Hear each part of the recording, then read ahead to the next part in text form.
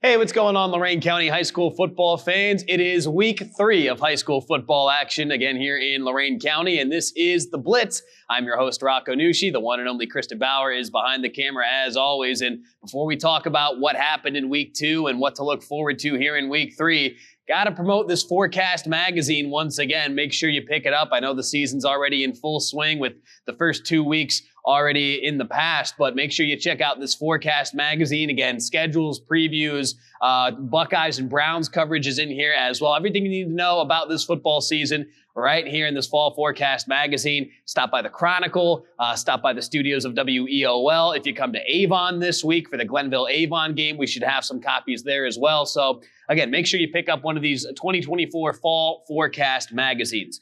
All right, so let's dive into what the heck happened in week 2. And it was a fantastic week across the area.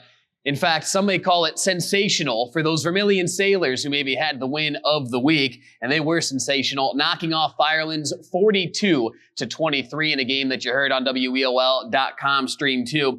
A big one, obviously, first and foremost, it's a huge rivalry game between the two communities, but this snapped a 10-game losing streak in this game for Vermilion. The Falcons had bested them for a decade straight, so finally Coach Bill DeFucci and his Sailors said, to heck with that, enough of it. They get the win. They knock off Firelands again 42-23. And it was the ground and pound game that really worked well for Vermilion. The Sailors totaled 448 rushing yards. And how about Evan Coons, that young man totaling 275 rushing yards all by himself. A couple of scores as well. And the Sailors defense came up big in this one as well. This was kind of a back and forth game until the later stages. Sailors get a stop in their own red zone. Firelands was knocking on the door. The Sailors said no. They then go 96 yards on offense to take a 2-score lead, kind of put the game away. And this is the first 2-0 start for Vermilion since 2018. So the Sailors, they're looking good right now. They'll finish up non-conference action this week against Willard. How about those Lorain Titans?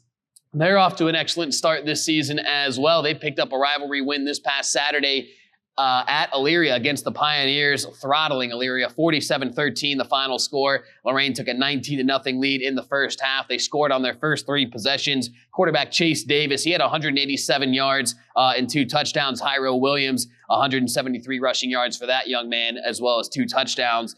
Just 20 rushing yards allowed defensively for Lorain. That's all Elyria could muster up offensively on the ground. So Lorain, they had it clicking on both sides of the ball this past Saturday, and it got them a huge rivalry win over Elyria. Clearview, those Clippers, maybe a shocker here. They're off to a 2-0 start. You consider the fact that they graduated 18 seniors last year. They have just 4 on the roster this year, so I don't know how many expected this fast start for them.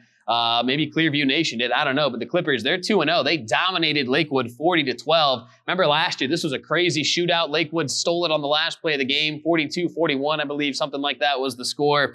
So Clearview, they did their part offensively this time around. And again, they held Lakewood to just 12 points. Huge win for the Clippers. Cy Christensen, he had not 1, but 2 74-yard passing touchdowns. So they had the air raid going. One was to Isaiah Garcia, the other to J.G. Hill, 2 very good skill position players this year.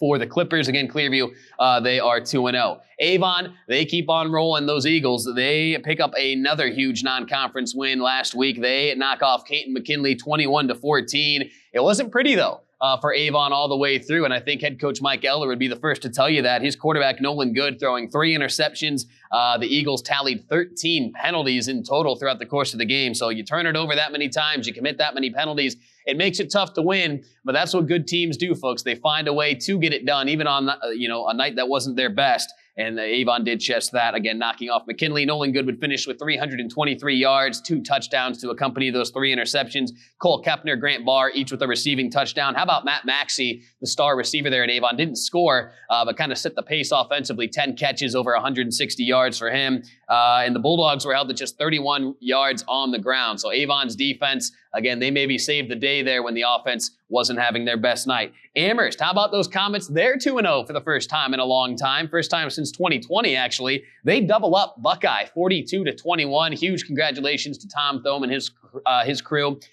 Do want to pass along thoughts and prayers for Eli Solak. I believe he's out for the year with what was a shoulder, a collarbone injury. So, again, big prayers to Eli Solak. I know missing his senior season like this will certainly be tough for him and his team, but Comets looking to find a way to get through it. It all starts with quarterback Cole Norris as well for them. He had 183 rushing yards for Amherst in that win over Buckeye, 3 rushing touchdowns as well. And J.R. Byers, their tailback, added 83 yards on the ground. So a real nice night for Amherst this past Friday against Buckeye. They're looking to get to 3-0 in the season this week as well. Midview, they'll be on WEOL.com stream 2 this week at Elyria Catholic. That's the 2-0 Midview Middies. They got a 14-0 win over North Olmsted this past Friday night. It was a scoreless game at the half, but Dior Jones changed that in the third quarter with a 69-yard punt return touchdown. Dior, one of the most exciting players in the SWC, and he'll be back in action this Friday at Elyria Catholic on WEOL.com stream 2. In North Ridgeville, they dominate Valley Forge 49-13. 4 first-half rushing touchdowns for the Rangers really set the tone in that one as they pulled away late from Valley Forge. And how about Wellington? They get their first win of the year. They skate by Mapleton 15-12. Johnny Kinter and Barron Turner each with a touchdown for the Dukes in that one.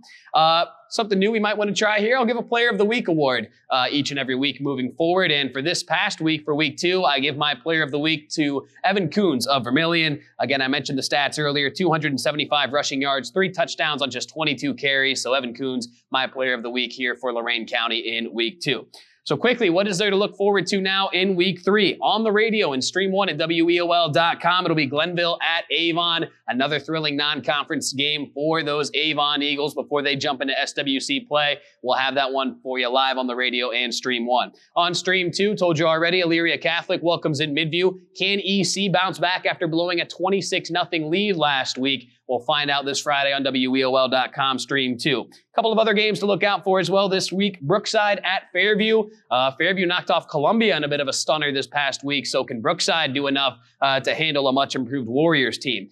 Mentioned Amherst, they're 2-0, looking to go to 3-0 as they welcome in North Olmsted this week. So a big game for the Comets. How will they fare without Eli Solak the rest of the way? Avon Lake, a tough one against Benedictine this past Friday night, not able to keep pace with the Bengals, and it doesn't get much easier for Matt Kostelnik and his team this week. They play host to Chardon, one of the better teams in the area. So Avon Lake welcoming in Chardon this week should be a good one there. Sandusky at Lorain here in week 3. Titans lost by a touchdown last year to a very good Sandusky program. So can James Boyas get his team over the hump to knock off Sandusky? We'll find out here in week 3. And finally, North Ridgeville welcoming in North Royalton. Rangers looking to continue their hot start. It was only a 3-point win last year in this game for North Ridgeville. So we'll see how they fare here in 2024. So there's a quick peek back to what happened in week 2, as well as plenty of things to look out for here in week 3. So that'll do it for this week on The Blitz. I am your host, Rocco Nushi, for Kristen Bauer behind the camera. Again, thank you for watching another episode of The Blitz. We'll talk to you guys next week.